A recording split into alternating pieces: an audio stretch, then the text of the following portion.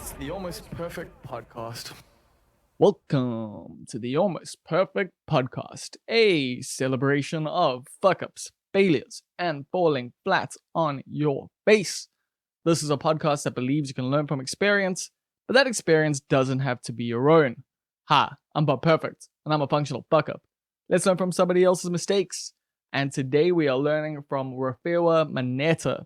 Now, Rofhiwa is a writer and an arts and culture journalist. He's self-published multiple books, and his latest one being a collection of essays called Your Father, the Hip Hop Head. That comes up quite a bit in this conversation. But he's also picked up a proper book deal with Blackbird Publishing. So you're going to get to read that coming out in September. And that's about his dad, who is a cop, which guess what? We also talk about on this podcast. So yeah, man, this is a really fun chat. This is a great chat. This is one I'll be looking forward to for a while. I was actually going to wait until the next book came out, but then for Father's Day, Rofhiwa put out this really dope collection of essays that are super open, super honest. He calls it emotional pornography, and I can see why he says that, because it is just gut-wrenchingly real. So I recommend you go read that either before or after this. Like, just as long as you listen to this and you read that, I'll be happy with you. But yeah, this podcast, we chat a lot, man. Obviously, you can see the time. You can see we went over the regular hour mark there. We chatted about the genius of Bo Burnham. We both love Bo Burnham. We talk about fatherhood, obviously, the pressures of that and the realities of all of that. Talk about self-publishing. We talk about why you shouldn't buy property. And what's really cool about this podcast, for me at least, is that, like, it's very clear that Rofhiwa listens to the podcast. He references tons of different episodes, tons of different things that I've mentioned, things that other people have mentioned. And that was a really cool experience to be a part of, to actually, like, I mean, I guess at 102 episodes now, you know, that might come up. And I know quite a few of the people that have been on the podcast in the past have also listened to the podcast. But I don't think I've ever discussed as many previous things and as many previous thoughts and ideas and concepts with someone on, you know, the podcast. I know people have referenced stuff before, but not necessarily like the stuff like Baudrillard and like, yeah, that kind of stuff. So this was rad. It's always cool getting to chat to other writers, and especially ones that I think are in a similar lane and a similar vein to me, although I think, like, we're obviously very, very different writers, very different styles, but similar interests at times. And yeah, like, I think our Twitter personalities are quite different. You'll notice, or quite different to what you'll hear on this podcast, because we can both be fairly abrasive on the internet. But yeah, I think it's a fun, guard down kind of conversation. I think we might say some things that you're gonna disagree with, and that's fine. It's allowed. We're allowed to do that, people. It's okay. We don't all have to share the exact same opinions. We all have different lives to lead, and yeah, you've got to live your own fucking life. You can't be living it based on what other people tell you. Sometimes, sometimes other people give some pretty good advice. So I've heard. Yeah. So that's what we got coming up for you in just a little bit.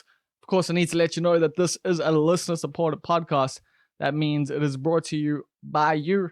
We're going to patreon.com/almostperfect. And you can also buy a mug from me. Yes. Almost Perfect mugs, literally just the logo slapped on a mug. I know, very creative, but as the budget grows, as the merch budget grows, as the Patreon stacks get racked higher, then I'll be able to collaborate with past guests of the podcast. There's been quite a few designers, there's been quite a few people who are gifted graphically, and I'd love to get them to design various different pieces of merch for the Almost Perfect podcast. So sign up to the Almost Perfect Patreon account, and that can happen. But like I said, we've got Almost Perfect mugs. They are 100 Rand each. 10 Rand from each sale goes to Sasonke. Now, Sisonke is an organization by sex workers for sex workers that are working to decriminalize sex work. Funny that sex workers would want sex work decriminalized, I know. But you can check them out over at sisonke.org.za, and you can give them a bunch of money, and then you can come give me the rest, and then like a little bit of that will still go to them. So yeah, go check them out, sisonke.org.za. And other than that, I hope you're having a good week. Right now, I actually can't really remember what's happened this week. I didn't write that many notes, so I don't know what the vibe is. I know shit's always cray-cray out there on the streets and on the tweets and all the vibes. Oh yeah, Brittany. That's what's been going down this week. I'm hoping, yeah, she gets free, obviously, just like everyone else. But I do think the whole media storm around it is kind of... I mean, she does say that she wants people to know and all of that, but it does still feel like a media frenzy. It does still feel like everyone's getting clicks off of her misery. And yeah, I don't know. I tweeted something earlier that some people disagreed with, but I do think we need to look at our actions when it comes to celebrity culture in general, like how we put celebrities on a pedestal and also how we buy into the bringing down of celebrities, and people literally click on these stories and used to buy the magazines that would have all this crap gossip in it. But that's what the public often wants. And personally, I think the public is complicit in some of what the media does. Like sometimes if the magazine's highest rated fucking, issue is one where they're busy posting pictures of Britney having a breakdown, then of course that's the kind of stuff they're going to keep trying to get out of celebrities, and they're going to keep posting that kind of stuff because you bought it. And I do think like it's one of those things, man, personal responsibility might just be a thing. Maybe not. Maybe it's all societal. Maybe we're all unable to control ourselves and we have to partake in fucking lunacy and not examine our own actions and how we might contribute to certain negative aspects of our culture. Maybe not. Who knows? Who's to say? What the fuck do I know anyway? I just sit here in my ivory tower. And by ivory tower, I mean first floor apartment on a busy road, and just judge the world from my throne, my swivelly chair. So yeah, that's what's been going on this week. I'm sure there's other stuff, but I don't really necessarily give a fuck right now. I've been a little busy. I've been focused on my own shit. It's been good to be focused on my own shit again. It's been cool to be creative. I've been working on my one-man show. It's not the end of the world. Just a little bit each day. Just been refining some jokes, putting in some notes that I had and that I've been taking, and yeah, just trying to flesh it out more, trying to make it more relevant, more current, since I originally wrote it like 2 years ago, before the pandemic, obviously. So I have to include that stuff. Also been working on Super Delinquent Squad with Sheldon Bankston. Well, he's been submitting stuff to various different producers and stuff like that. For those of you who don't know, it's a cartoon we've been working on together. We've got quite a few scripts. We've got all the characters done. We've got the art. We've got an animatic for the first episode done. We got some cool people involved in the voice acting. We've got a vibe going on, like we've got something. We've got a pitch Bible. We've got a bunch of episodes in the can. And yeah, I'm gonna keep refining that. I've got to rewrite some of my work with that, and just keep trying to make that better until eventually maybe it'll be a thing.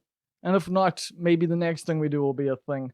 So I'm not too stressed about it. It has been cool, as I say, just to be able to work on creative projects.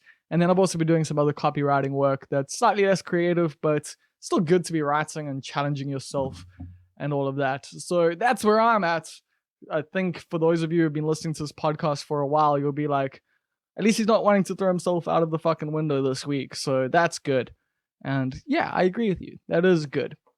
Anyway, I need to let you know once again that this podcast is brought to you by you. That means you can go to patreon.com/almostperfect. And over there are a bunch of different tiers. There's the $1 tier, there's the $5 tier. But then and there's the $10 tier. Now this is the titular titles tier, and let me tell you, this is where you want to be. This is the elite club. This is like the pinnacle. This is just the top of the top, the cream of the crop. And these people are part of the cast and crew of the Almost Perfect podcast. That's it. You can buy your way onto the cast and crew here. It's super simple. You now get to put this on your CV for life. I will back you up. I know I've said before that maybe I won't because of legal issues, but fuck it. Fuck the legal issues. Put this thing on your CV. Because shout outs to Neil Green, who is the key grip. He is also the champion flaker. He'll know what that means. Shout outs to Karan Sleman, who is the Almost Perfect hedge fund manager. Shout outs to Kath Jenkin, who is the inevitable ruler of the universe, and Queen Swifty.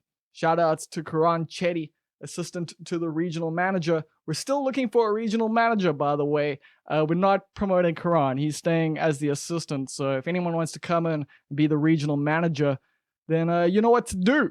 Next up, we've got Chief Sales Officer of Subtle Heresies in the Greater Oberberg region. Of course, that is Rousseau. Next up, we have got our executive producer, Stephen Olivier. Shoutouts, of course, to Vishendra Naidu, a spiritual advisor, giving some great advice in general, really keeping me spiritual as fuck. Much appreciated. Shoutouts, of course, to Tyron Love, who is our pantsless weasel. Still have not got that weasel any pants. Can we please get a weasel pantser? We also need a weasel pantser here in the titular titles tier. We need someone to put some pants on that motherfucking weasel. Up next, we have got Julian, and of course, they are the king. And lastly, we have got our anonymous benefactor. The anonymous benefactor is someone who doesn't want to be shouted out, but if you can guess who they are, you hit me up at bob@almostperfect.co.za. I will send you a pack of Almost Perfect stickers. And oh yeah, that was something I was meant to tell you at the beginning of this little thing. If you sign up to the Patreon, I'll send you some stickers. Some of you are like, no, you won't, because I haven't sent them for like the last couple of weeks. But I will. I promise. They're coming. They're coming. So is Christmas. But I promise you, you will get stickers before Christmas if you sign up to the Patreon now. That is the Almost Perfect brand promise. But yeah, the anonymous benefactor. Sorry, I lost the plot there a little bit. The anonymous benefactor. This week, I'm going to let you know that the clue is that they love retro video games. So if you can figure out who that is, let me know, Bob at Almost Perfect. You got to put all the clues together. I've given different clues each week. You got to put them together. Bob at almostperfect.co.za. And that's that. That's the shilling. That's the rambling. Actually, shit, I got to let you know one more fucking thing. Shout outs, of course, to Matthew Brecker, who is the latest patron over at patreon.com. Big fan of your work. Thank you for signing up to the Almost Perfect Patreon. I much, much appreciate it. And with all of that out the way on this totally ad-free podcast, here comes the Almost Perfect Podcast with Rofhiwa Maneta. So how are you living, Rofhiwa? I'm good, man.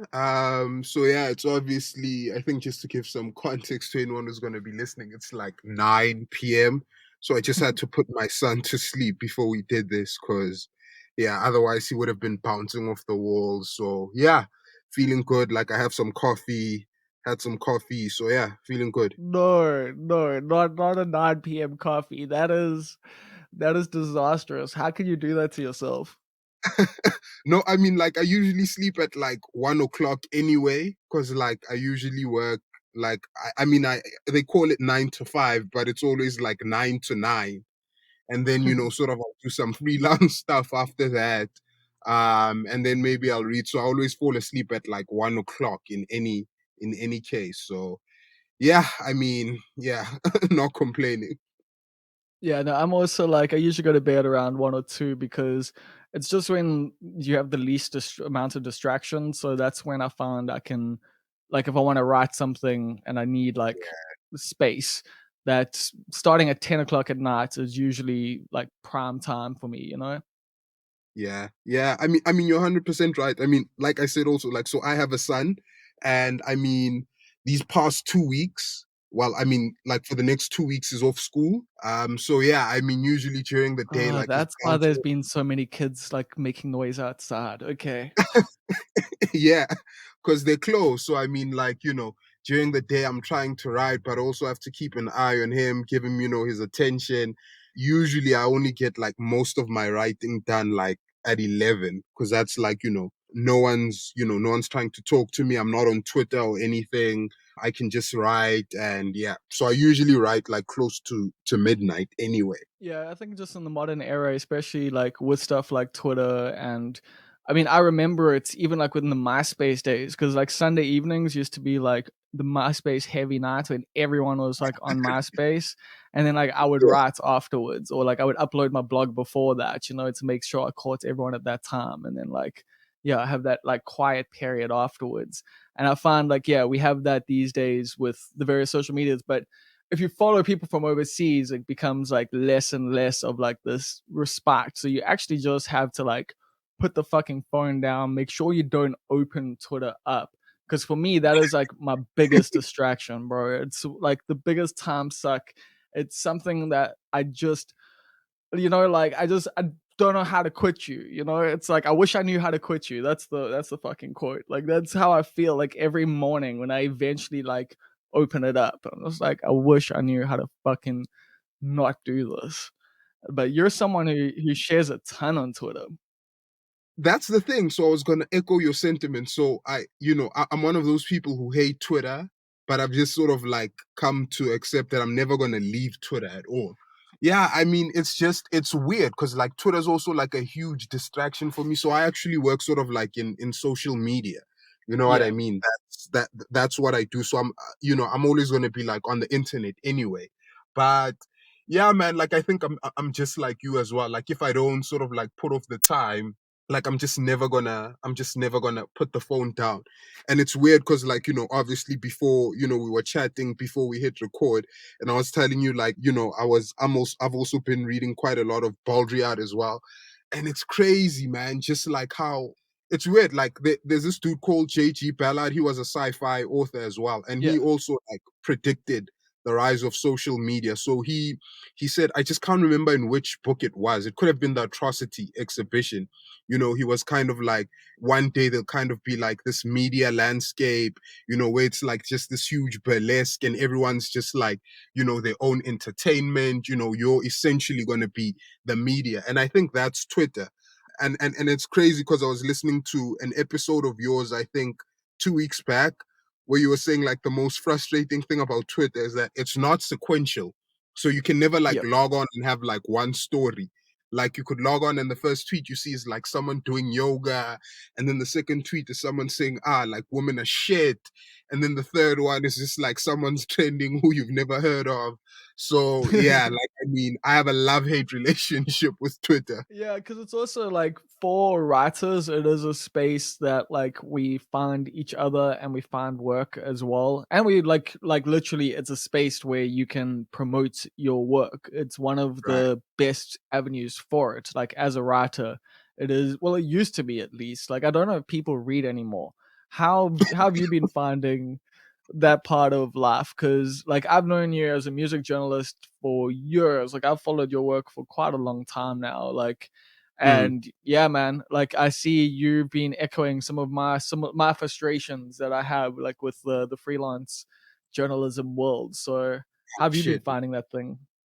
Yeah, I mean, so first of all, like it's a bit crazy. I don't know if you remember how we actually sort of like met online. It was in I think you asked 2015. me for contact, right? Or No, am I I wrong didn't. there? So Okay. it was Okay. during Fees Must Fall, and I think Roger gave you my contact because like Vice was Yes. looking for people who write about Fees Must Fall, and then he said someone will contact you. And then when I saw your name like Bob Perfect, I was like, nah, this has to be a spam bot. Like this can't be an actual. And then you were like, hey, would you like to write for Vice? And that's actually how So that how I that started was it. writing. Yes. Yeah, that was it. So yeah, shout out for that. But yeah, I mean, like freelancing, dude, like I'm just so sick of like writing. I think I was saying on Twitter like last week that nah, I think I'm done with like journalism because it's just weird, man. Like you write an article and then, you kind of have to follow up when you have to get paid. So there's this like brand and I can't put them on blast because they haven't paid me yet. But it's a really famous whiskey brand. Like I did some content for them and they owe me like 11K. And it's just like basically telling me to eat shit and die when I asked them like when I'm gonna get my money. So at first, like, I was like, nah, you're gonna pay me my money. I want my money now. And then after a while, I was just like, come on, I have a son. Like, I need this money. So yeah, I don't need that shit, man. Like, it's just not worth the effort. Plus, I mean, I kind of have a 9 to 5, so I don't really need to freelance anymore. So yeah, very disillusioned with that entire thing. Yeah, shit, man. Like you're reminding me of this time that I wrote a thing for American Express Mm. and a guide to a 24-hour guide to Durban, and they just weren't fucking paying me. And so I got like a bunch of my friends to just start bombing their Facebook, like just saying pay Bob, pay Bob, pay Bob, and like putting negative reviews and fucking yeah. So I got my money pretty soon after that. Never worked with them again, but I figured that wasn't happening anyway. Because like, if you don't pay me on time, like I don't fucking want to work with you again. Like that is, yeah, that's the one thing Go I to can say the like about it. Like some of the publications I've at least worked with is they might not have paid a lot, but they at least like made sure that like that invoice was paid within like 2 days a lot of the time. So I got respect for that. Yeah, man. With Vice, I know like it's just I mean, I'm never gonna write for them again. With them, I always know the Yeah. first one is free. So whether you write for Vice, the first one was free, even though you agreed on a rate. Noisy, I think, was pretty cool, but with Vice, they're just like, fuck it, we might pay you, we might not. So yeah, yeah. Yeah, they're strange, like, because that's very much, I think, dependent on the editor.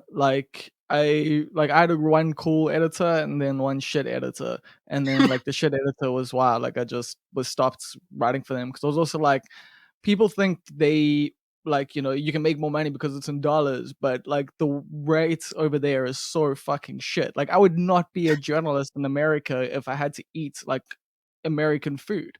Like that does not make any sense to me. Like you're getting like $50 for like 500 words, and it's like, how is this?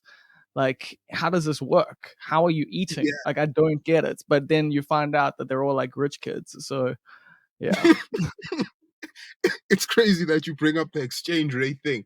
So, like, my mom as well is the one who, because, like, I'll tell her, for example, like, I pretty much tell her about everything I write.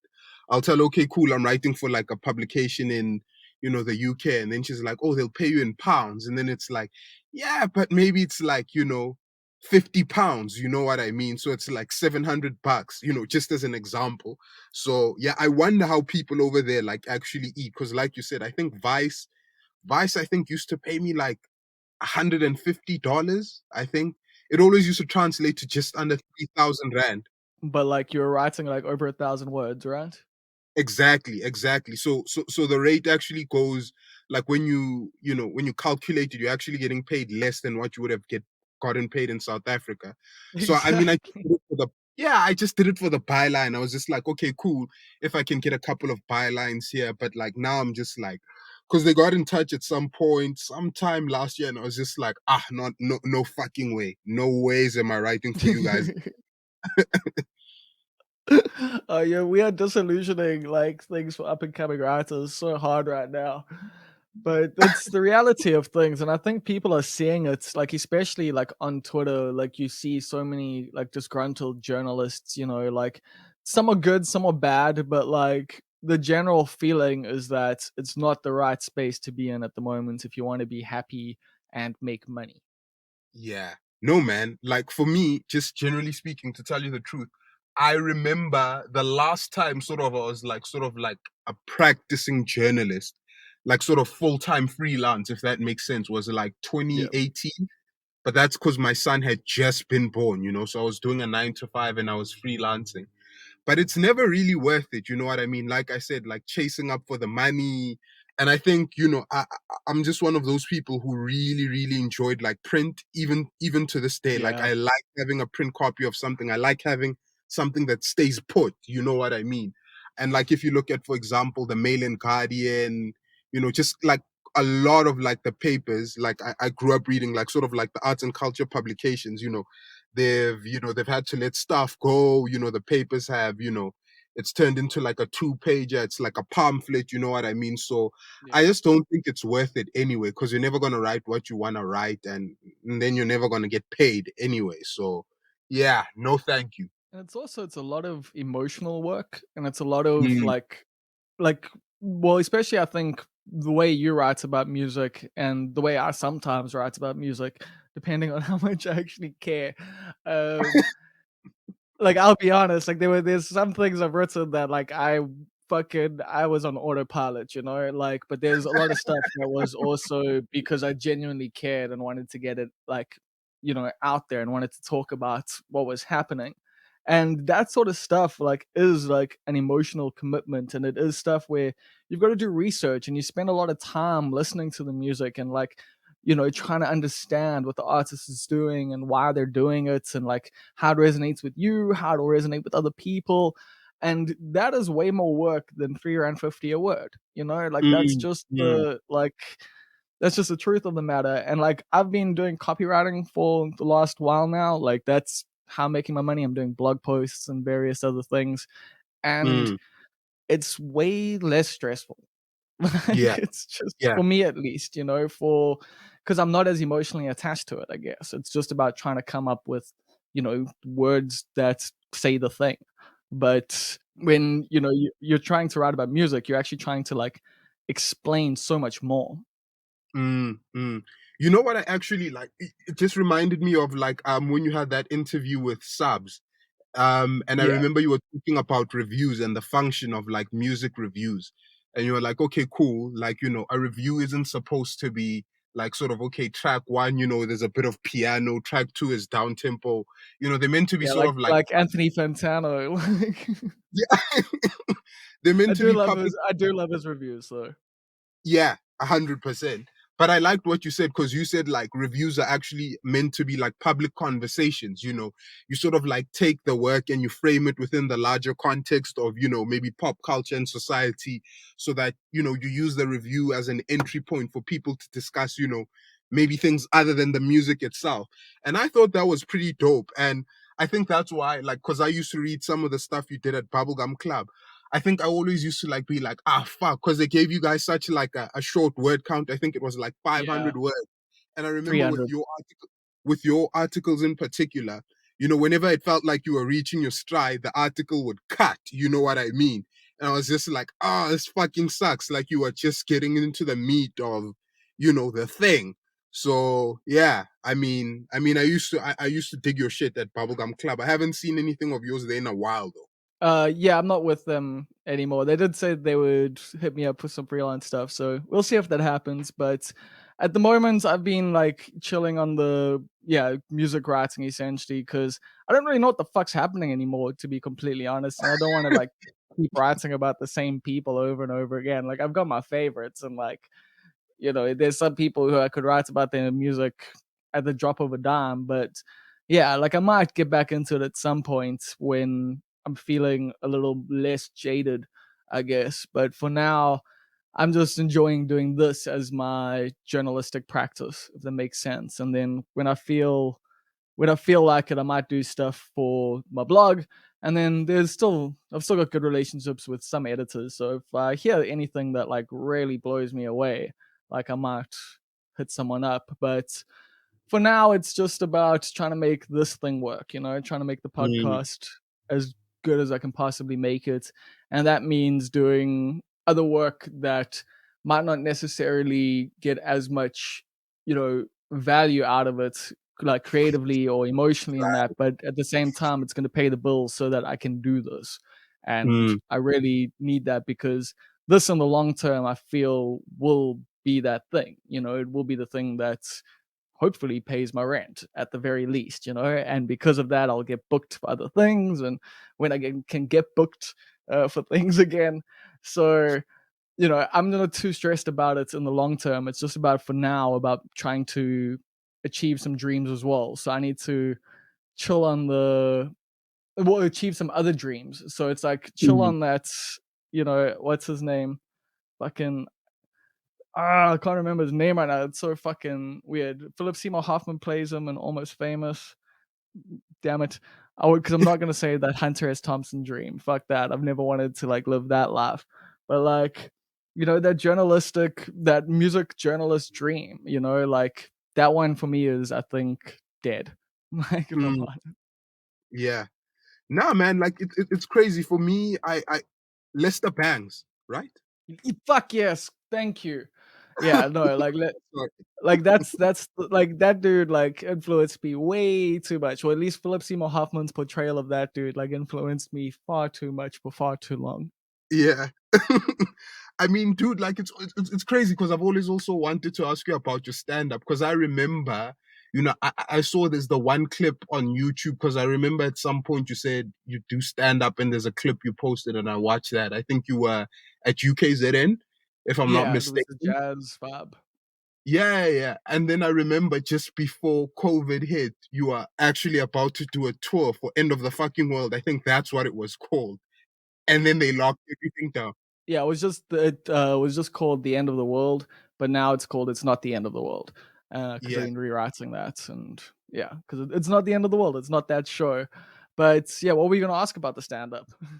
No, I mean, I just mean like sort of how, because for me it's just weird. Like a couple of people have asked, for example, like how how this is sort of COVID as sort of affected my career, and I'm like journalistically almost not at all, because I just have even though that's like sort of what I do as a side hustle, like I can interview people over Skype, like it's really not a big deal. And then 9 to 5 wise, I work in digital anyway, so Yeah. you know but I mean, like, sort of with you, sort of like as a career freelancer, you know what I mean? Not being able to, yeah, and maybe not so much the freelance stuff, like with the comedy as well. Like, how have you been able to do that, if at all? You know what I mean? Because it's not like you can do the Zoom thing like every other week. Because I think people also get like grossed out or tired of that, like after a while. Yeah, like I haven't even done any Zoom gigs like at all, and I haven't done any real gigs at all basically since COVID hit. It's been super fucking weird, but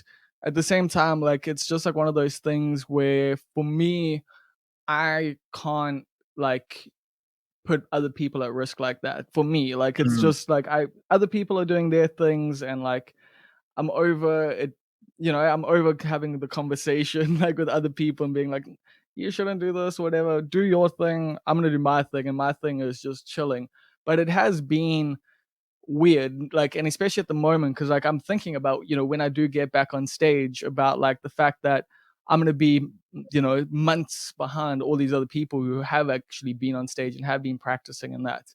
But what I've mm, been doing is just rewriting my show. At the end of the world is now like something that each day I work on a little bit more, rewrite some of the shit. jokes, try write some new jokes, and just constantly try and iterate on it just a little bit each day, like 20 minutes to half an hour, not even like a ton of work on it, so that I'll have this thing ready and polished, and at least in my mind the words will be there to test for a little while. And I've got some ideas about how I want to do that. Like I don't know if I'll be able to do it, so I'm not going to express them just yet.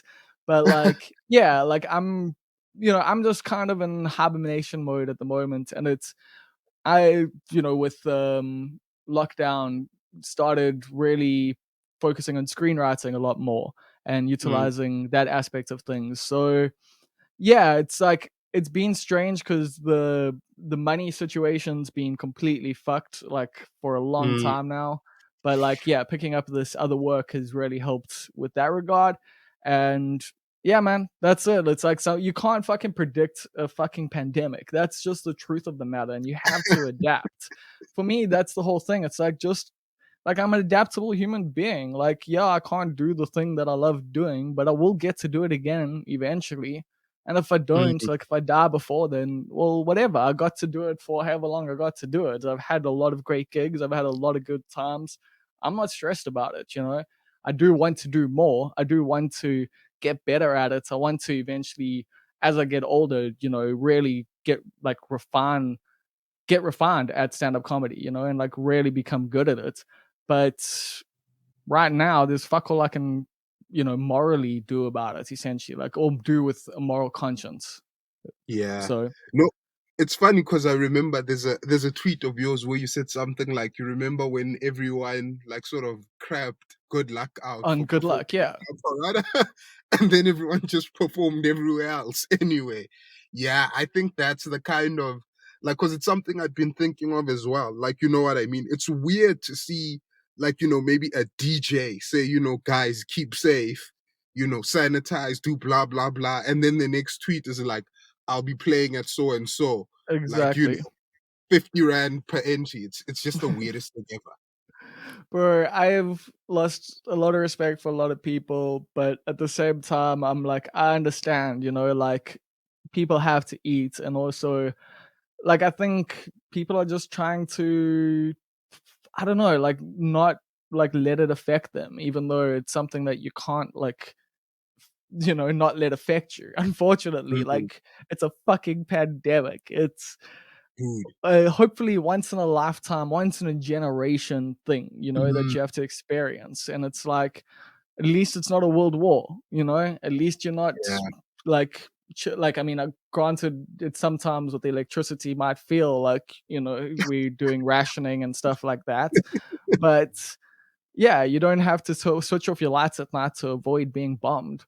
Like, Mm. so to me, the perspective of if I have to stay at home for a year or two and chat to people like this and focus on some other things, like fucking Theroux went to a fucking, like, to Walden and Dude, fucking built a fucking cabin for himself. Like, why do people have to go to the jail during a pandemic? dude, it's crazy that you bring up Walden, and that's why like I was just like, dude. So I think since January, like it's a book I read, and it's crazy that you say this. I was tweeting about it like literally a few hours back.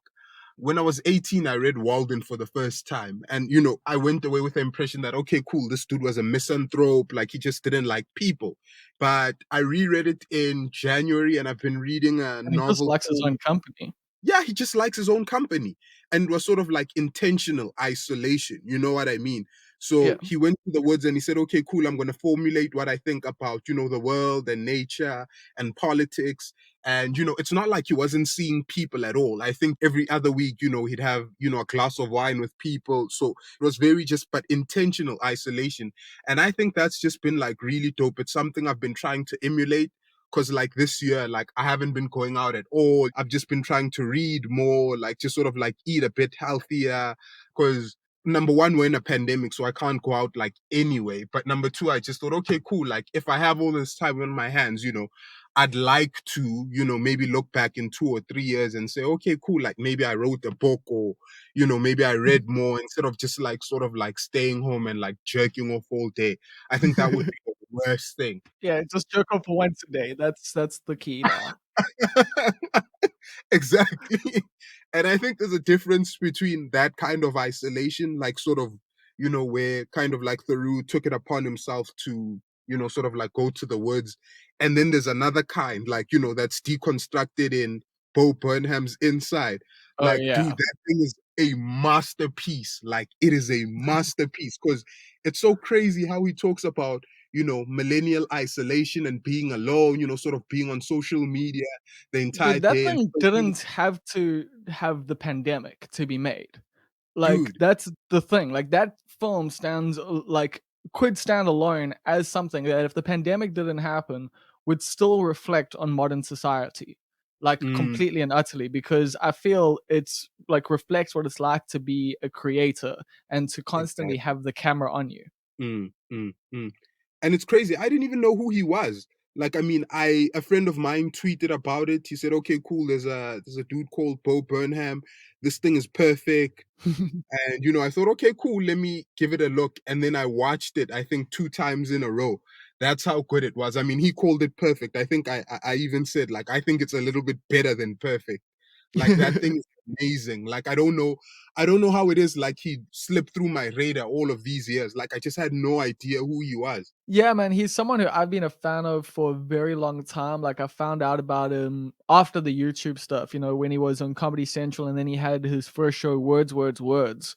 And Yeah. like, I saw that, and like he literally does the whole show, and it's all written out behind him, like word for Mm, word.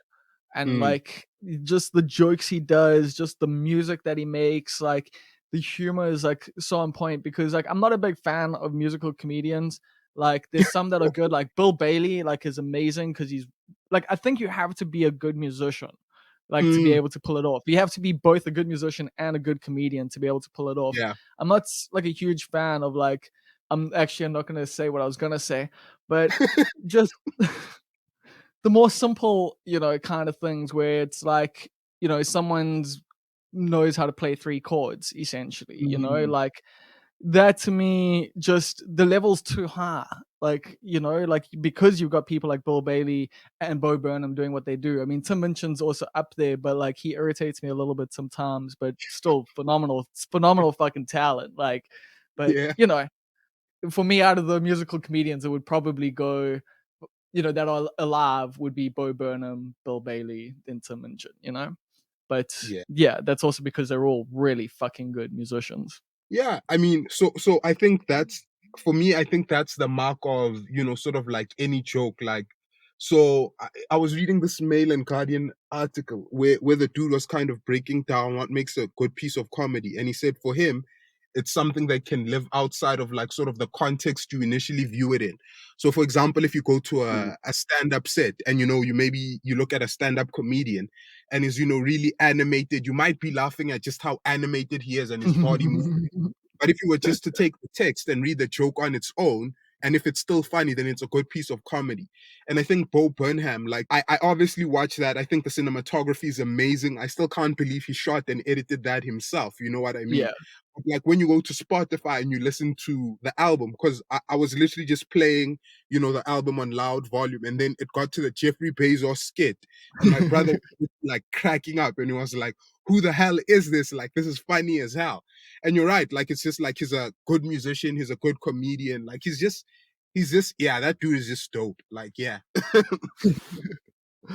Cool. So enough about other people's art. Let's talk a little bit about some of your creations, and one in particular is the book that you recently put out of a few essays that you've written over the last couple of years on fatherhood. Mm. It's called. Oh, wait, what is the book called again? Shit, I just blanked on it. It's cool. It's called Your Father, the Hip Hop Head. Yes, of course. Yeah, I read it last night and then I read it again this morning and was like, what I love is like, yeah, it's something you can read probably in an hour, hour and a half. And Mm. it's a really honest reflection. Like you really like lay things on the line.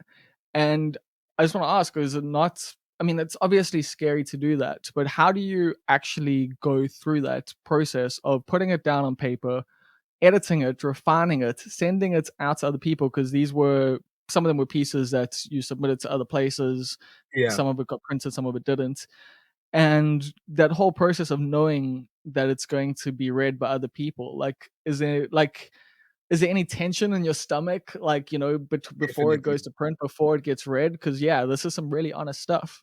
Yeah. So first of all, like, thank you for reading the book, man. Yeah, I mean, there's always that tension. Like, I think because part, I think I have to be honest with myself as well. Like, part of this, like, really is like sort of like emotional pornography. You know what I mean?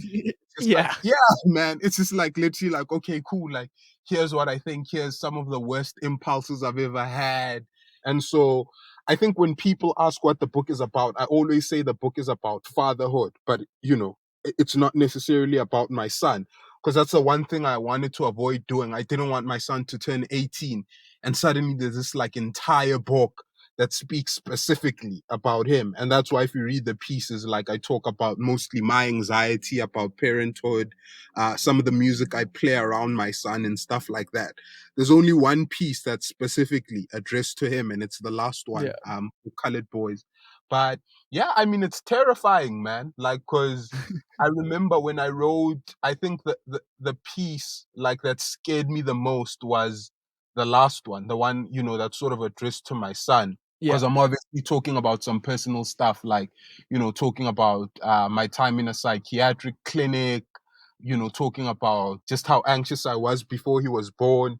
And yeah, I think the only reason I write like that is so I grew up like sort of I think between 18 and 24, between the time I was 18 and 24 was kind of like, the golden age of the personal essay. You know what I mean? Yeah, like for real. Like you'd read like really, really like engrossing personal essays. There's this one I read like in 2015, I think. Yeah, some dude was talking about his weight gain and how he deliberately put on weight for no other reason than he thought, he looked better, like when he was what most people would classify as fat. And the other pieces of literature I've read, like David Carr's Night of the Gun. David Carr was like a really good seminal journalist, like wrote for the New York Times, but he used to do crack when he was like Uh, in his 20s, and he only stopped because he became a father.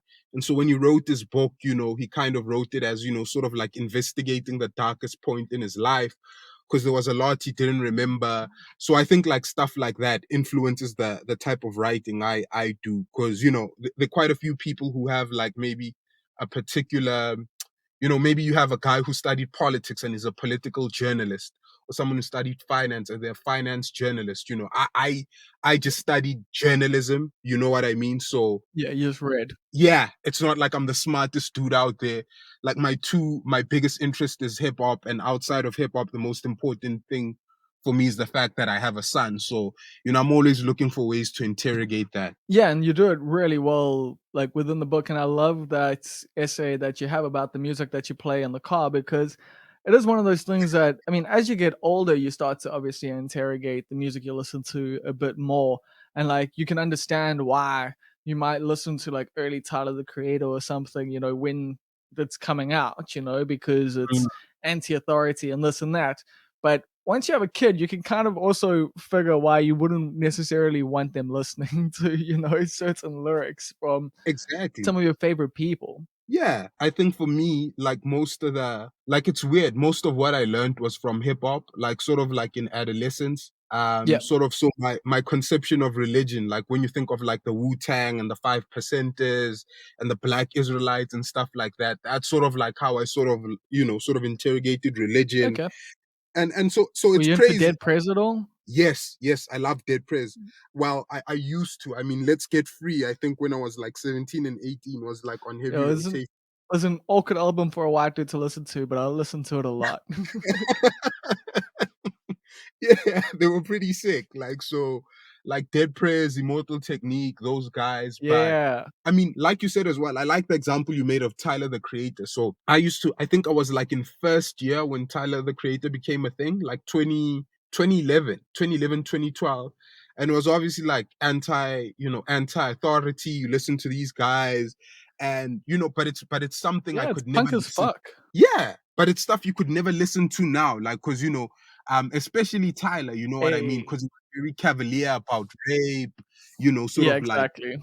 dismembering people, sort of like he used the F word like quite a lot, like he was quite homophobic. So yeah, I mean, it's just with that piece you're talking about, the one where the music I play for my son. I remember I was driving him to daycare one day, and I was playing like Shaq West, like Mo Bamba, like I got Yeah. hoes calling. And I remember at some point, because he was playing with his toy, and then he started vibing to the music, and I thought, okay, cool, but what are we actually listening to? You know what I mean? He might not Yeah. necessarily understand what it means at the time, but I think I have a bigger responsibility. Like if he's gonna listen to hip hop, it's just, yeah, I just want to be cautious of how the music I play might influence like his language, and how he maneuvers the world. So the piece essentially was talking about how I just became a bit more deliberate. Maybe play stuff like from the Roots. Yeah, it's just, yeah, I just want to be conscious of what I play around my son. It's kind of like the other side of the coin of Bitch Bad by Lupe Fiasco. Yeah. Like, yeah, like that's kind of what I was getting at it when I was reading that. So it was like, well, yeah, it was just like this reminds me of that, but it's like, I think it's just one of those like also what I enjoy that like that comes throughout the pieces your because it's not actually just a book about fatherhood. I think Mm, I mm. mean you're kind of open about it. It's a book about black boyhood as well and what that Yeah, means. It's because you interrogate your own upbringing. yeah. No, man. So that piece you talk about, like the one about black boyhood, it's literally called Black Boy. So I mean, for the book is literally like essentially I'd take, you know, a song and that's what I'd name the, you know, I'd name a chapter and I'd use the song as an entry point to discuss, you know, something else. So like that essay you're talking about Black boyhood, it's called Black Boy. And I'm sort of paralleling Capadona's Black Boy with Richard Wright's memoir of the same name. And yeah, it starts with, you know, how me and my twin brother almost burnt the house down when we were like 16. By the way, relatable as fuck. Like, being there. Yeah, that was some stupid shit. So literally we just, you know, we'd come back from school and we'd just literally start burning crap. But one day we almost burnt the house down. But Yep. that's how Richard Wright's Black Boy starts. Like he literally, but he burns the family home. And so, you know, what I found crazy about, you know, Black Boy in particular, like Richard Wright's book, is the use of the word boy. You know what I mean? Yeah. It's always something he's escaping from. When he was a kid, you know what I mean? You know, he was a boy, but he was 6 years old, and you know, there's this chapter where he talks about how he was an alcoholic when he was 6 years old, because literally the men in his neighborhood were like, okay, cool, but you're not a boy, you're a man. You know what I mean? Come chill with men, have some liquor, go feel up on some women. And then when he turned 21, he was kind of like, he was a cleaner at a post office. And he says like the white people there would never refer to him as a man. They always called him a boy. If he mopped somewhere, they'd deliberately step over it so he'd have to mop again. And I thought it was really cool, like to sort of use, you know, that to discuss like what boyhood means. It's just sort of something you're always trying to run away from. And it's, you know, at some point, you know, the world actively tells you to run away from the idea of being a boy. Yeah, so it's just I just wanted to interrogate what being sort of like a black boy means, what black boyhood means. And then I sort of like use Capadonna as a shoehorn because yeah, I think one the song's called Black Boy for one, so it was an obvious one. But I think I like how when you listen to the first verse, like, you know, it's very bravado, it's very, you know, it's a certain kind of like masculinity that he's talking about, and it's a masculinity I aspire to at some point, you know, kind of like being gaudy, but it's obviously, you know, something that the older I became, the more I realized, okay, cool, maybe I don't want to be like this at all. So yeah, I think I was rambling towards the end, but that's essentially what the essay is about. No, rambling is good. And trust me, like that's the whole point of this whole conversation. You're made to talk. You're made to say what's on your mind, man. Because yeah, dude. Also, oh yeah, one of the things I wanted to chat to you about, and it comes up in your book, but you've mentioned it a few times online, and it's one of those things that like I always feel like must be a little awkward at the current discourse. Is that both your parents are cops, right? Or like I Yeah, know your dad's a cop. Like I don't know so much about your mom, but I realized when I was reading your book today that your mom's also in the police force. yeah. So my dad's recently retired. He retired last year, but essentially both of them they police. Yeah. So, what's that childhood like growing up with police as parents? Especially, did you understand the context, like with regards to, apartheid and that this was a new thing that your parents could Mm, be cops? mm. And, or like, was that not even a part of the thing? And then also, were they like quite strict? So maybe towards so I'll answer the last question first. Were they strict? Yeah. The answer is like hell yeah. And it's something I talk about like in my upcoming book. So I'm writing a book about my dad's 30 years as a cop. That's coming out in September via Blackbird Books. But yeah, man, it was weird. Because so like I said earlier on, like my parents were both police officials. But yeah, so there was always like there were these like rituals that were sort of like dedicated to our safety. Like one, we always had to Okay. come back home, you know, before it was dark. But also there's this way sort of like because once you're a police official, like I think there's a way you sort of like read, you kind of like look at you, especially I think like black, you know, sort of young black men, you kind of read them as menacing. So I remember there was a point where when we got into hip hop, we loved sagging our pants. And my parents thought it was the worst thing ever because they were like, no, your appearance also matters. You know, you can't look like a criminal because people will think you're a criminal and then you'll get stopped by the cops. You know what I mean? So Yeah. it was just like kind of like this weird childhood. Like I think up until the time I was like 23, I had to come back home like before it was dark. And when I got to 23, I obviously got a job. So that became like impossible, and that's when sort of like things eased up. But my parents were really like super super super strict. But two, I think the other awkward thing is, obviously grew up on hip hop. That was Yeah, anti which is anti-police. NWA. NWA, exactly. You know what I mean? So carrying that sentiment and then, having your parents be like police was just like the weirdest thing ever. Yeah, I think it was just like a weird childhood, just in the sense that my parents were really strict. And I obviously, like I said, carried this sort of like weird cognitive dissonance because, on one hand, like I'm listening to hip hop, but just besides hip hop, man, I think if you turn on the TV, you see how cops can move in South Africa. They move funny. Yeah. On one end, both your parents are cops, and that's what's taking you through school. That's what's keeping the lights on. Yeah, it was weird. It was weird. And how do you feel about it now?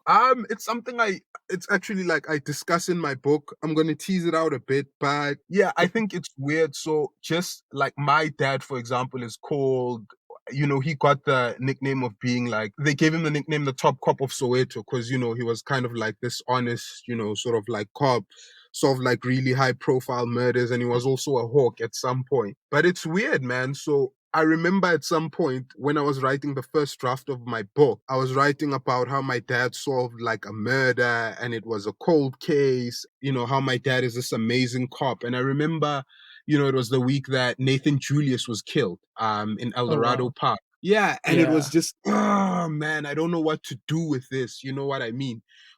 And I think that kind of changed the direction my book was going. Because in the book, essentially, it started out just as like a biography of my dad, and now it turned into something else, just like a meditation, sort of like on violence, state violence, police. Because also, where did this idea of police come from? The idea that we can give the state power to kind of like Well, I assume you absorb write for slavery. Co and stuff like that, right? Yes, yes, yeah. So that's the thing. So you understand these things like on that level as well Yeah, as like understanding the personal side of it and knowing like your parents' motivation and knowing that they're doing some good in the community. They're doing a lot of good in the community, but at the same time they're a part of the system that's rather destructive a lot of the time, and that's like you said, like cops move funny in South Africa and not just in South Africa.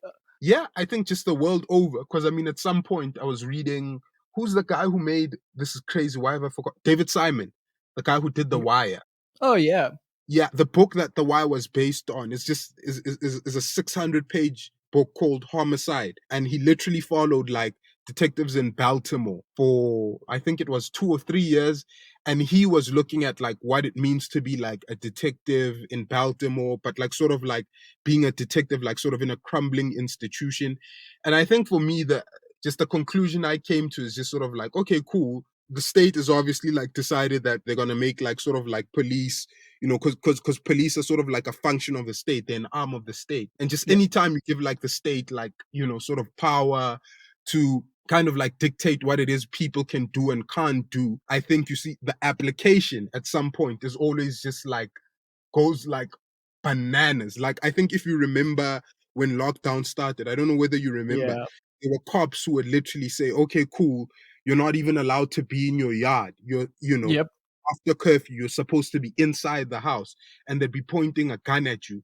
And that only happens because, like they're a symbol of what we've come to accept. Andrew Fall, I think, if I remember, has a book about policing called Behind the Badge, or is it Identity? Yeah, I forget which book it is. I think it could be Behind the Badge, where he says like most people who became cops didn't even want to be cops, anyway. Someone just gave them a gun, they'd finished their matric, and they thought, okay, cool, like this is a job, like any other job. And I think the one good point he makes, I think it was him in any case, is just like policing only happens under the context that a community will allow.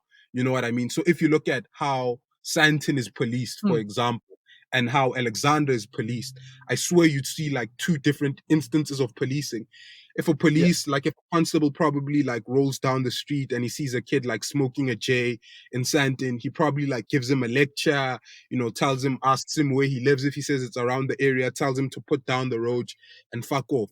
But if the same Yeah. thing happens in Alexandra, that dude might die. So yeah, it's just looking at, those two, situations. It's pretty weird. Yeah, but the problem there is obviously the community doesn't necessarily have that much control or power, because you do also have other issues, like stuff like 100%. you've mentioned like on your timeline, and I think in some of your writing before, is the violence in Cape Town. Like, Mm, and it's a very real issue. I mean, it's not just in Cape Town. So like growing up knowing that there's all this violence around you, and that your parents are risking their lives quite often, what was that like how did you feel? Like, were you ever worried, like, because I know your parents are very strict with you and worried about mm. you staying out late at night, but what were your thoughts and concerns? So it's crazy that you asked that, because that stuff, that anxiety on my end only came later. So my dad was like pretty popular, you know what I mean? He was one of those cops, like because he solved like some really high profile cases.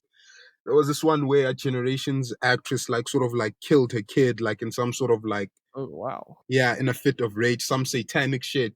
And my dad solved that case. But it's weird. Like, I only worried about my dad, I think, when I got into my 20s, because I always just thought he was a cop, you know what I mean? And he worked late. But I think when I got into my 20s, I wanted to understand, what kind of police official he was. So I'd regularly Google him, because I know there were articles about him.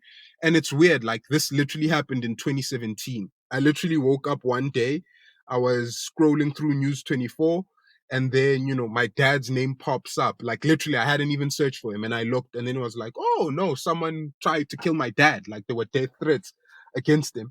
And so it's the type of stuff he never really discussed. So only in my Yeah. 20s did I really, sort of like appreciate how dangerous the job was for my dad. But with him, I think because he's also like really like a macho, like sort of man's man. He's sort of like, yeah, no one's gonna kill me, bro. Just like relax.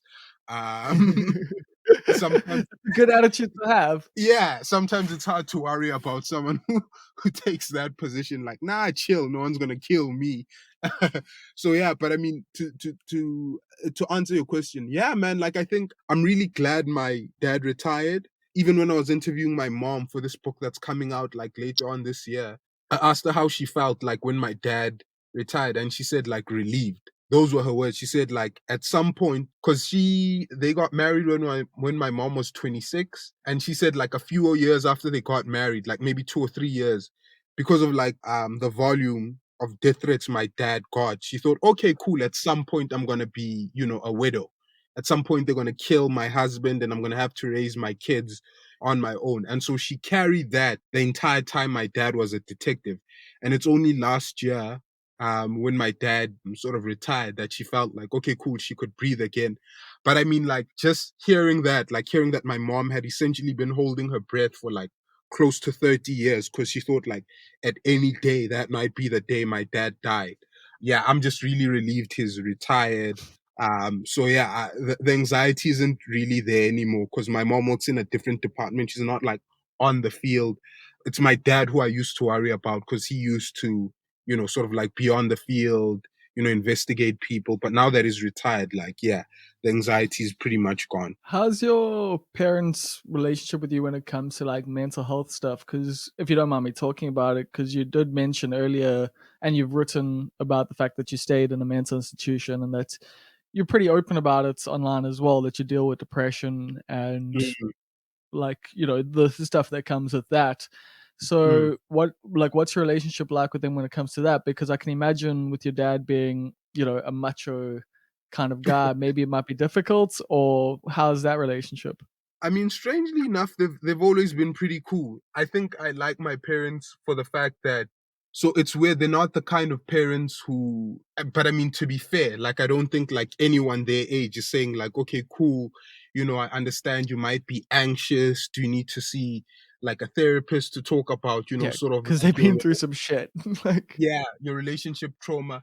My dad's always just been like, whatever. My mom and dad have always been like, whatever you need, just let me know. You know what I mean? oh wow. It's, yeah, like, I mean, my parents are pretty cool, man. It's crazy, because I haven't been as honest with them as I have in my writing. My mom and dad read Metanoia, and then when they, my first sort of like self-published book, and I Yeah. was also talking about like mental illness there, and sort of my difficulties with that, and they were like, dude, but why didn't you tell us? I mean, you didn't tell us, it was bad to this extent. So I think they help in as much as I allow them to help. You know what I mean? Because Okay. I obviously don't want to freak them out as well. They're my parents. I don't want to tell them like every other day that, okay, I'm feeling anxious again or I'm depressed again. You know what I mean? But they do know I see a shrink, for example. They know I was seeing a shrink this year and they absolutely supported it. I think the one thing that trips them up is sort of like when I write about stuff without telling them. And I think that's kind of fair because they're just like, okay, dude, you wrote this, published it, and now the world knows something about you that we didn't know. And I think that's what trips them up. Yeah, what's weird for me is like my mom, I don't think has read much of my stuff, thankfully, because I said a lot of shit in the Durban is yours days. But my girlfriend's parents did read some stuff that I wrote that made life very awkward. So Oh yeah, shit.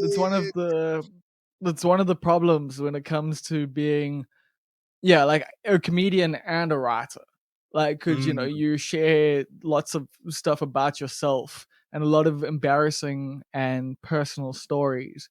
And now for the future, like that's there. Like your future girlfriends, your future, like their parents can Google you and see that stuff. So it's always for me like, I don't know, it's kind of why like I don't tweet like as much as I used to, like the way I yeah. used to.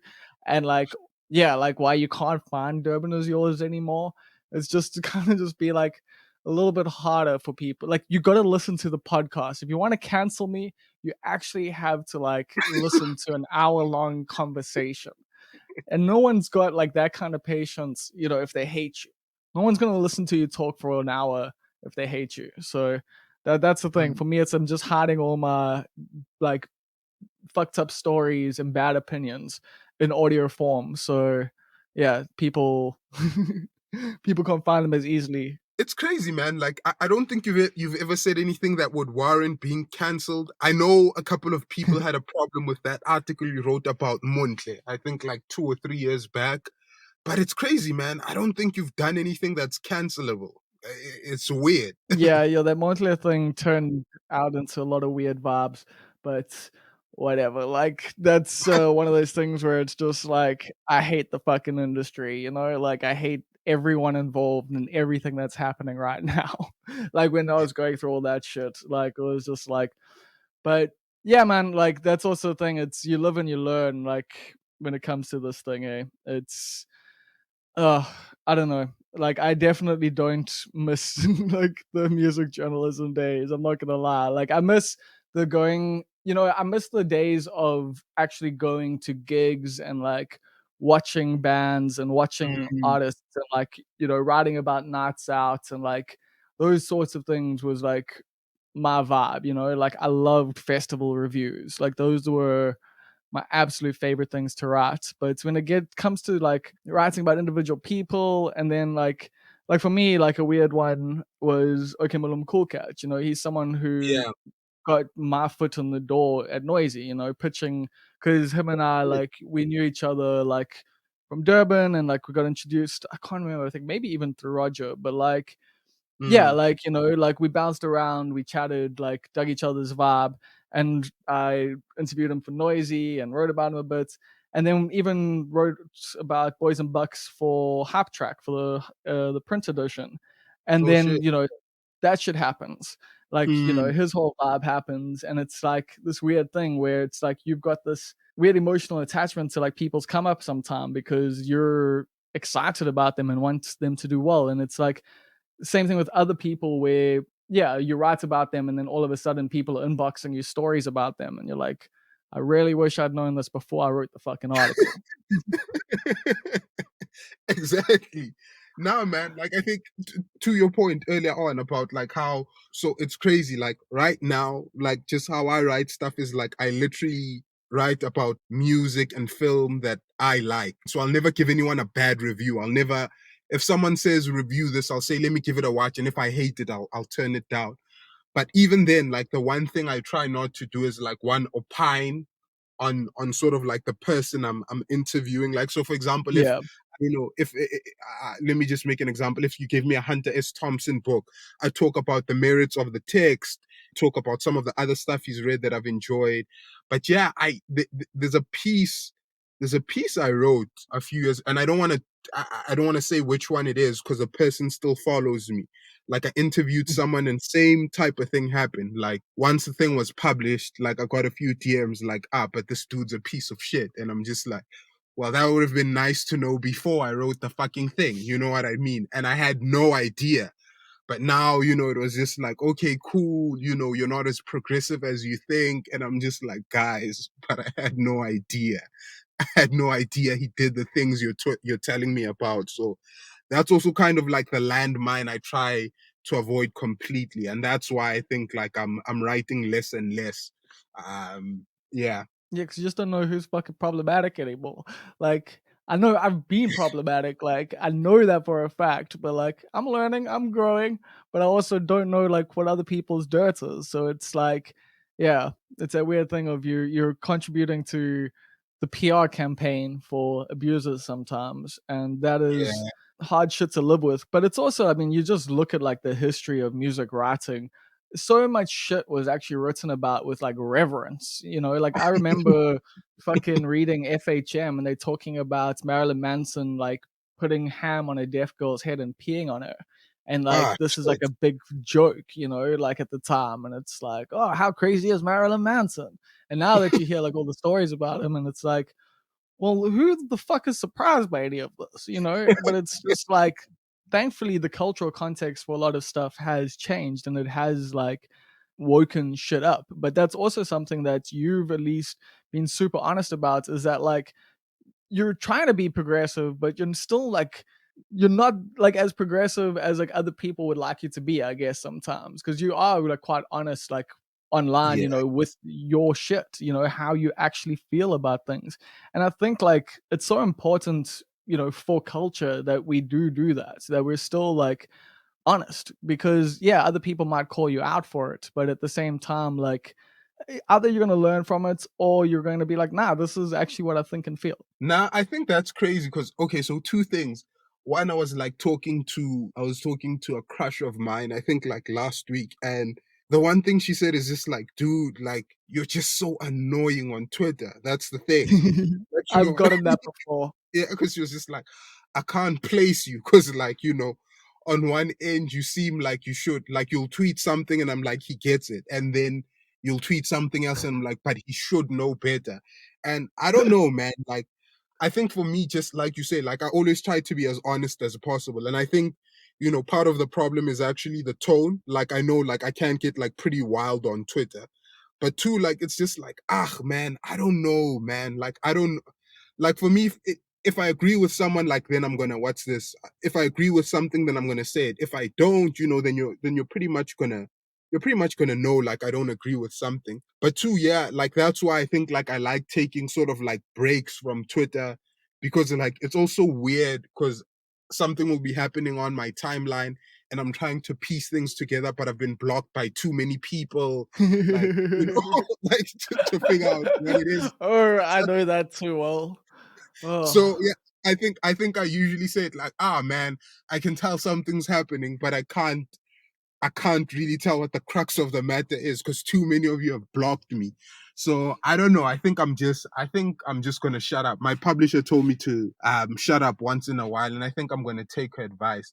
Because also, I mean, I think like why should I, publish every thought I've ever had? I think that's also why like I sort of it's why I enjoy Twitter, but it's why I hate it as well. Like, I mean, it's one thing if I say, okay, cool, like I watch Bo Burnham's thing, it's really amazing. It's another if I say, I don't know, oh damn, like I sniff tested my underwear to check if you know what I mean? It's just like why should I tweet every single thought I have? It's also like the thing that, so my one of my biggest complaints that I have with all of this is that they're selling our emotions like to advertisers, essentially. Mm. We're getting worked up, we're sharing ourselves, we are like sharing the deepest, darkest, some shit that people like share on the internet is insane. Like I would never share that story with a therapist, and you see them, busy putting it on Twitter for free, but it's not for free.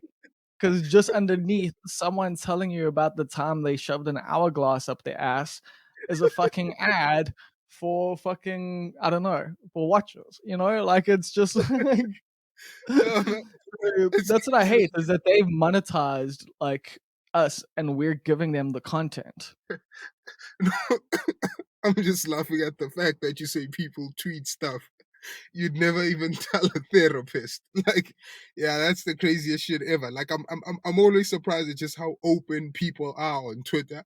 And I think, sorry to go back to this, I think Bo Burnham mentions it at some point on Inside, where he's on the floor and is talking. And is like, yeah, maybe in a few years we'll all look back and say it might have been an era to kind of like, just sort of like make Twitter, what it essentially is right now, like a vomitorium where you literally just say everything you've ever thought, everything you've ever felt. I think like maybe 10, 20 years from now we might say, okay, cool, maybe we acted in error, maybe we shouldn't have done that. Yeah, I feel like that's that's what history is. It's literally just us looking back going, oh fuck, probably shouldn't have done that here. Exactly. So yeah, man, I don't know. Like, but yeah, I think, like I said earlier on, I think what frustrates me about Twitter is that I want to leave, but I've just had to admit that I enjoyed way too much to ever leave. So that stuff you say about, people talking like some wild stuff. I think there was a guy today at like 12, like just midday, he was talking about, I choke my girl and I do this and it's in my mouth. And I'm just like, dude, the sun is out. Aren't you at work? You know what I mean? But that's also what gives it its appeal. That is definitely what gives it its appeal. Okay, shit. So I've got a listener question. Well, I've got a listener with a bunch of questions. I'll pick some of them. Oh, They're called Simp Slayer. Just, like, great name. So Simp Slayer. Also, actually, a pretty good question considering how, so much of your current identity is based on fatherhood. And like from your writing, I kind of have an understanding of how life was before that. But I'm going to ask what this person says here. They say, if you did not have commitments to others, how would you live your life differently? nah. Like I know how I'd live. I'd literally be a nomad. You know what I mean? So I think the one thing I don't want to say that sucks. I mean, like, but the one thing about sort of like being someone's parent is that when I found out I was gonna be, a father, that my son was gonna arrive, I thought, okay, cool. The one thing I want to offer him is stability, because that's the Yeah. one thing I had. We lived in the same house, never moved around. So I was like, okay, well, damn, I have to buy an apartment. So I bought an apartment where we live right now, and it's sort of like that's our base. That's where we live. That's where me and him live. But yeah, I mean, if I didn't have to do all of that, like I probably would never have bought an apartment. I wouldn't have bought a car because I was really happy, like Yeah, living actually like. just yeah, reminded me of something I was gonna ask you was about that because you always tweet about how much you would like say like don't fucking buy property when you're young.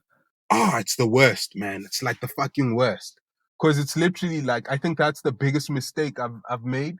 And I think like most bad ideas, like it seemed like most bad decisions, it seemed like a good idea at the time. It's like, okay, me and my son are gonna live here, I'm gonna get married to his mom's, and then that didn't work. So like it's just literally like now I'm stuck with this house. It's like I can't sell it, like I have to wait at least 5 years if I want to make any sort of profit from it. Yeah, All of the upkeep, like if something breaks, like literally I have to redo my entire bathroom now. The shower door is like banged up. There's a problem with the lighting.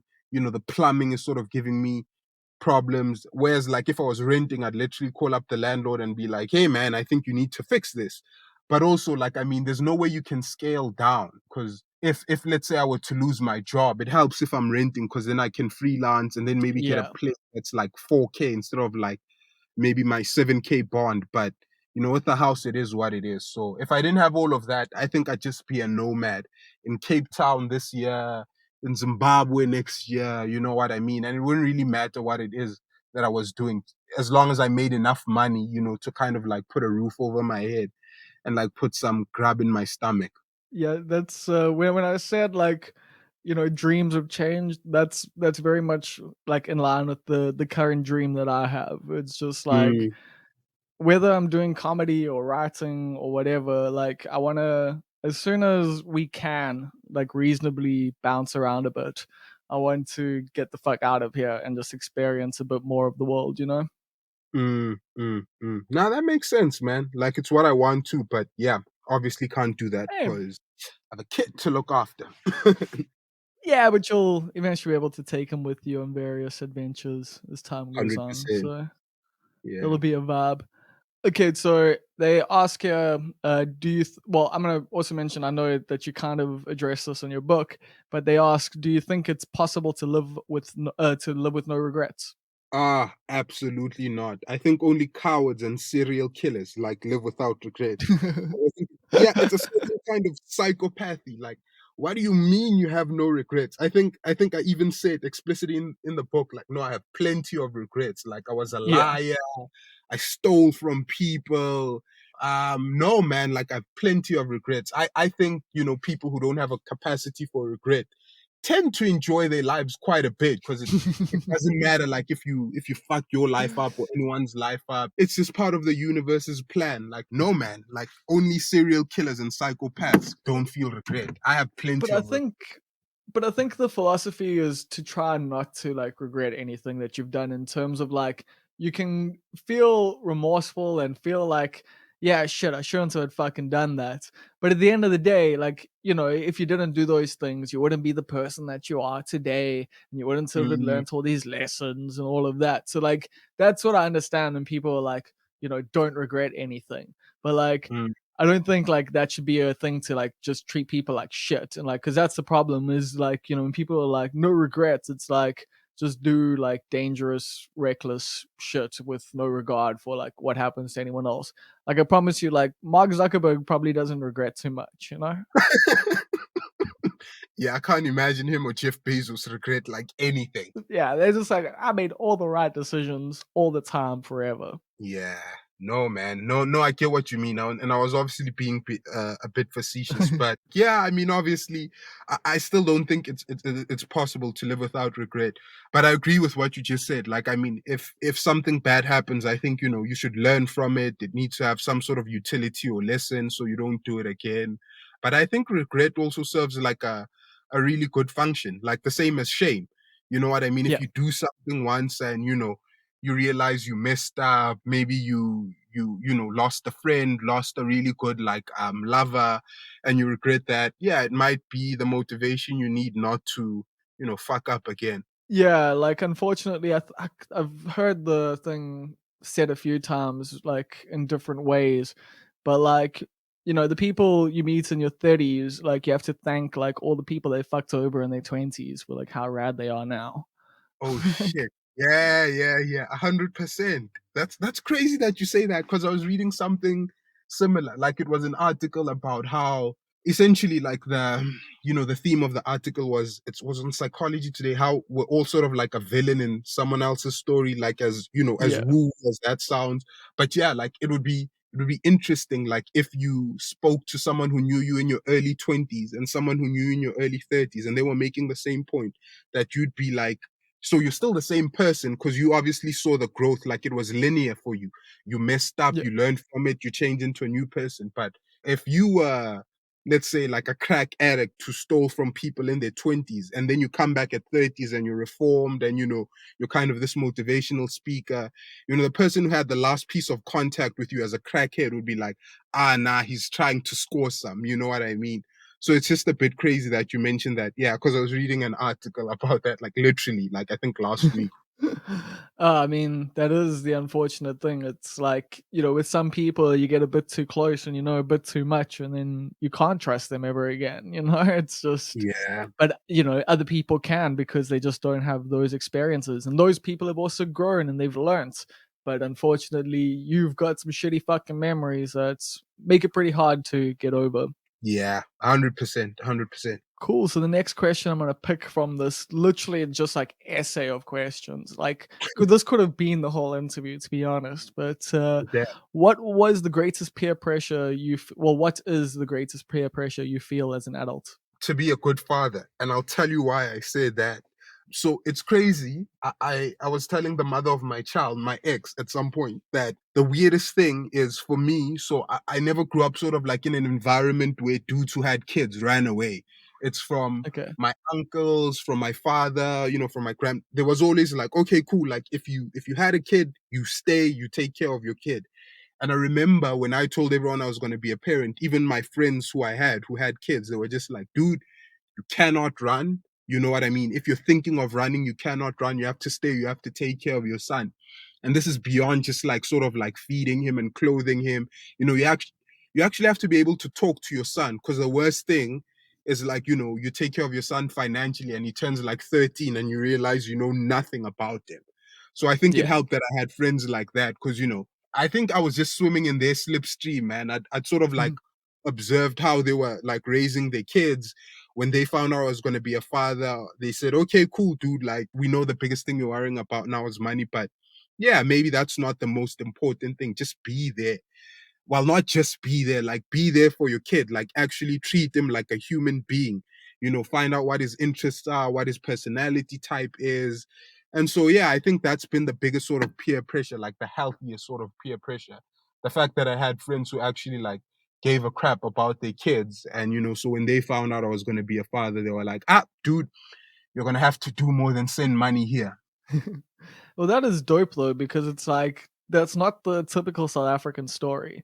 I mean, my dad like wasn't around, so like I know all Mm, too well like the struggles that like a single parent goes through when they have to, and it's like it's one of those things that like obviously frustrates me the most about South African men, whether they're black or white. It's like they like to bail on their responsibilities.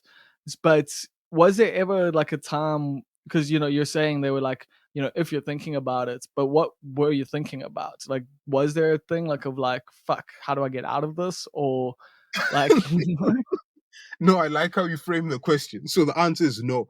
I mean, so I think never running away, but I remember I was like sort of like anxious even the day my son was born, because people told me, no, don't worry about it. As soon as it's in your arms, you'll feel this and they lied overwhelming to you. love.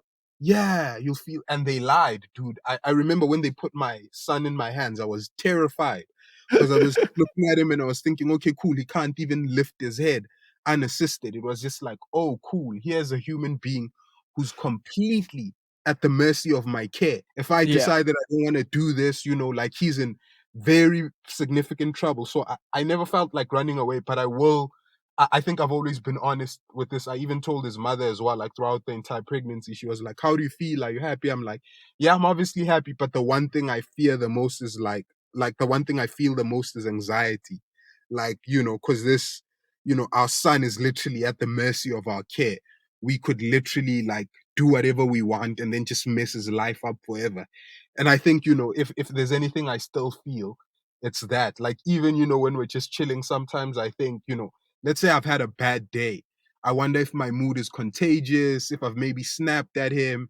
And then I think, okay, cool. Like, because kids have nowhere to run to. You know what I mean? Kids are the Yeah. only people who love unconditionally because they have no choice.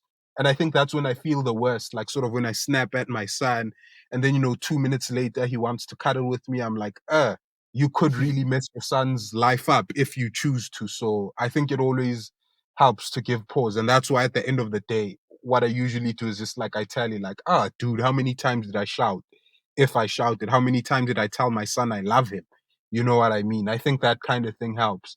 Yeah, man, that reflection is so important because I think it's not even like a matter of like, some parents are shitty on purpose. Some parents aren't even shitty like by technical standards or whatever, but they're not necessarily emotionally there, like they are doing Yeah. all the things, they are trying their hardest, but they're not necessarily being reflective in that way because they're just doing what's been passed down to them, which was Mm, shitty parenting. And exactly. yeah, I understand. I mean, the reason why, like, like I don't want to have kids is because, like, of that anxiety, man. Like, of that whole thing of like, I am responsible for your entire being. Like, you're gonna Mm, become who you're gonna become, but like, some of that is on me. And mm. like, yeah, that's a lot of pressure, a lot of responsibility. I'm trying to avoid it for as long as possible. We'll see we'll see how that goes. Dope, Cool, I'm gonna dope. ask you another question here. Why were you given your name, and does it have a special meaning? Cool. So my name, Rofhiwa, means given, gift, sort of like gift. Yeah. I don't know whether my dad. I know my dad picked my like our English names from a hospital book. I think like he just picked them from a book of names. So like I have a really crappy English name. My English name is Humphrey.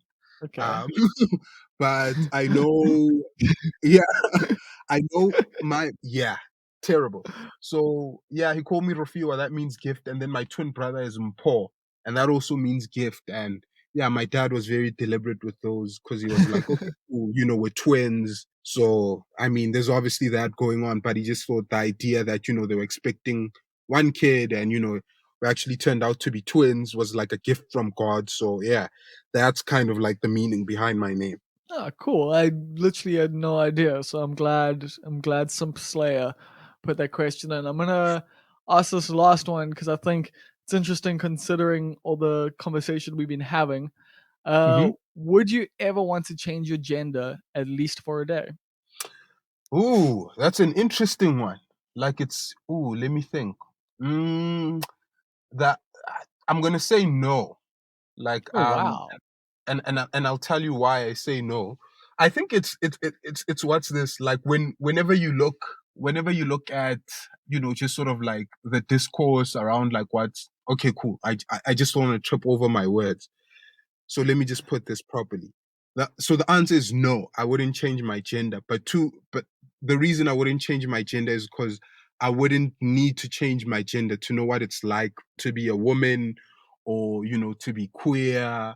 In the sense that, when I've read the reports, like when you read like people's accounts, you know what I mean? It's yeah, man, it's pretty harrowing, some of the stuff you read. It's crazy sometimes when you talk to like an ex or like a girlfriend at the time who'll tell you like, okay, cool, like maybe I just walked out of the club to your car, but I had like car keys in my hands in case someone tried Yeah. to beat up on me. You know what I mean? And that's so harrowing, man. Like it's the craziest thing ever. And so yeah, the only reason I wouldn't change my gender is because like I've read accounts of what it's like to be like a woman, to be queer, to be trans, and like the one thing people who aren't like straight male able-bodied usually say is like, yeah, it's the worst because you're always fearing for your safety in some or other manner. So that's why I wouldn't, because I don't think I'd need to know how harrowing it is. I mean, I think like I would want to just because of the good parts about being Yeah. a woman, like I would that's why I would, be interested in it. But you actually reminded me, I don't know if you know the Chris Rock joke about like, yeah, like there's not a white dude in here who would trade his place, like with Oh a black shit. guy. Like and like it's you literally reminded me of that. It's like it is that whole thing of like yeah, like there's hierarchies and you kind of like understand that like well I think you don't always understand it because like when I first heard that joke about Chris Rock, like I didn't really like agree with it. I was like, Mm, no man, I would want to be black. Being black sounds great, because like I grew up listening to hip hop and like not necessarily really listening to hip hop like because if I'd mm, listened closer I would have understood that yeah, like the white experience and the black experience are so different. mm. And like as you're saying, like it's the same thing, I guess, when it comes to yeah, gender and when it comes to yeah, being queer or non-binary, that those experiences are so vastly different that that's also the thing is like I don't even think a day in someone else's body or like in a different body or whatever would even give you a decent understanding, but it would be harrowing. Right. Yeah. Yeah. Absolutely. Cool. So that's there are a few more questions here, but I think I'm gonna leave it at that. With this upcoming book, when did you say that it's coming out again? September. So we're looking for September thereabouts. But yeah, it's gonna come out via Blackbird Books, and it's called A Man, a Fire, a Corpse. No snap. And this is your first like non self-published thing, or am I wrong there? Yeah, it's the first non-self-published one. So I think I've self-published three.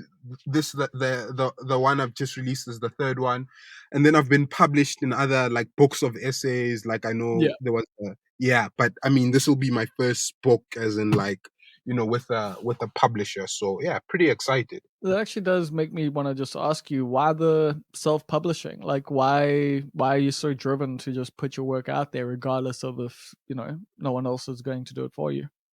I think I've like just self-publishing. I've always just done out of like necessity. So with this, with Metanoa, I know I tried to shop a couple of the short stories to a few publications, and they just saw like, nah, not good enough. And so I thought, okay, cool. I'm just gonna put those together and make them into a book. But why did you not worry that like they weren't good enough? Why were you like, oh, I'm just gonna publish this anyway? At the time, I think I just wanted my work out there in the world, you know what I mean? Because I think a Okay. lot of people knew me as a journalist at the time, and I wanted to be taken seriously as a fiction writer. And so Metanoa was an attempt, it was an experiment at that. I just thought, okay, cool, if no one's going to publish this, then I'm going to do it myself. But they were actually right, because the stories were crap, you know what I mean? I shouldn't publish them. um and then the second one was called The Full Panty. That one was just a book of satire. I wrote it even under a pseudonym. And then there was another one I followed up with Pumlani. Yeah, I self-published a book with Pumlani, like R.I.P. May rest in peace. I Yeah. self-published the book with Pumlani, and then this now, the fourth one. So it's always been out of necessity. With the Pumlani thing, we were just like sort of messing around. Me and him, we used to write together. Like I'd send him a piece, he'd send me another one, and then it was just like, let's put this together and self-publish it. But yeah, it's always out of necessity, more than anything. But would you say that because of all that experience that you've had self-publishing, it's led to this Blackbirds like thing? I Not really, because how that happened is I what's this, a friend of mine, Sihle, Tim, who wrote the Oh Born to yeah. Quiet book. Yeah, yeah. So I was telling him, nah, like because I actually approached Sis Tabiso, the publisher, because I wanted to write this book of fiction, like a novel. And so Sihle sent her my short stories, and she was like, okay, cool, I'll read through the short stories, you know what I mean? And yeah, she wasn't crazy about the short stories. And so how she eventually gave me a book deal is like, we obviously followed each other. I was on her radar now, because she had sent my short stories. And then I literally wrote a tweet about my dad, how I was writing this essay about his career. And she was like, okay, cool, maybe tell me more about your dad. And then that turned into the book. But I don't Wow. think yeah, I think this book is the first one that, your father, the hip hop head, it's the first time I've self published a book, and one, I've been happy with it, and two, like, the people who've read it have been like, no dude, like, we love This is how you good. engage with the subject matter, this is good. Yeah, and this is like from some people like I respect, like, so, published authors, other journalists. So this is actually the first time I've released something I was happy with and people seem to enjoy as well. So Did you yeah. self-edit it, by the way? Yeah, that's the problem. Because yeah, I think I wrote the pieces. I think if you read the first one, because that was actually Yeah. published in a publication, that one's fine. And then there's the one, Family Business. That one's cool as well, because they edited that, but then they just never published the piece. The other ones, it was just like, okay, they'd been sitting on my laptop, and I couldn't bring myself to giving them more than the world's most half-assed edit. I was just like, let's put this together and let's go. So yeah. No, because it's the thing I fear the fucking most about self-publishing is it's the Mm. self-editing more than anything else. Like having an editor to work with and having someone else to like bounce ideas around and like, yeah, like just having someone else like is super, super useful. But that's what like I think is really impressive about your book is that like well, I couldn't tell that it was all self-edited. Like I figured that maybe you had sent it to some other people. So Oh, dope. Thanks, man. Like, I mean, yeah, like, I mean, that's really encouraging to hear. And I think the fourth time of asking, I'm not making as many mistakes as I did the first time. But yeah, you're right. There's kind of like a lapse in quality when you self publish, like, because you're essentially doing everything yourself. I could have paid to get an editor, but then I'd have to pay to get an editor. You know what I mean? yeah, and then you got cost to cover. Yeah, so I don't know. I just yeah, I don't think, and I know I said it the last after I published Metano, and then I went on to self-publish three more. I don't think I'm gonna self-publish again. Yeah, it's just not worth the effort. So self-publishing and buying a house when you're young, two things you don't recommend doing. Yeah, never. Cool. With that, I think we're gonna end things, bro. Thank you so much for your time. This has been so dope. It's been great actually getting to know you because I think both of us have slightly more abrasive Twitter personalities than like Yeah. our real life personalities are. Yeah, 100%. Like, cause that's why it's the craziest thing. Like listening to your podcast, cause you're the complete opposite of what you are on Twitter. But I will say, like, sort of, and maybe it's cause this the current Twitter account you have is dedicated mostly to the podcast. I think Bobness Monster and Almost Perfect ZA are like sort of not completely different, but there is a noticeable shift. You know what I mean?